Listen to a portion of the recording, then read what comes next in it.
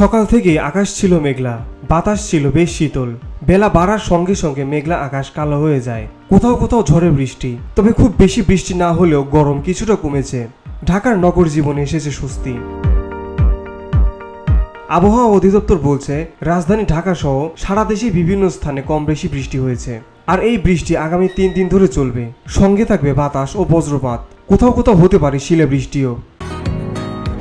বসুন্ধরা, উত্তরা, বনশ্রী, কুড়িল ও বাড্ডা সহ রাজধানীর বিভিন্ন স্থানে অভিজাত ও অত্যাধুনিক মানের ফ্ল্যাট কেনার এক নির্ভরযোগ্য প্রতিষ্ঠান pleasant properties limited.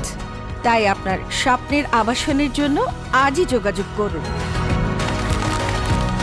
Pleasant properties limited, where destiny matches eventually। আগামী 23 মার্চের পর থেকে গরম বাড়বে। আবহাওয়া অধিদপ্তরের আবহাওয়াবিদ হাফিজুর রহমান বলেন, মূলত কালবৈশাখীর কারণে এই সময়টা আবহাওয়া এমনই থাকবে। মার্চ এপ্রিল থেকে শুরু করে এমন চলবে আগামী জুন থেকে জুলাই পর্যন্ত। বৃষ্টি হওয়ার সঙ্গে সঙ্গে গরম কিছুটা কমেছে। তীব্র গরমের অনুভূতিও কমবে কিছুটা। সারা দেশে আগামী 3 দিন বৃষ্টি হলেও তা টানা হবে না বলে জানিয়েছেন তিনি। বৃষ্টি হবে বিক্ষিপ্তভাবে।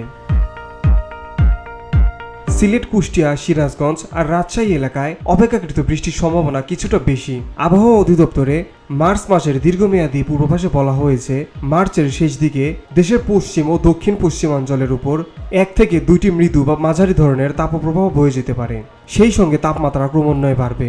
আবহাওয়াবিদ আফরোজা সুলতানা বলেন, রোববারের পর থেকে গরম বাড়বে। কয়েকদিনের মাঝে তাপমাত্রা বেড়ে যাবে। এ সময় তাপমাত্রা 35 থেকে 37 ডিগ্রি সেলসিয়াসের মধ্যে থাকবে।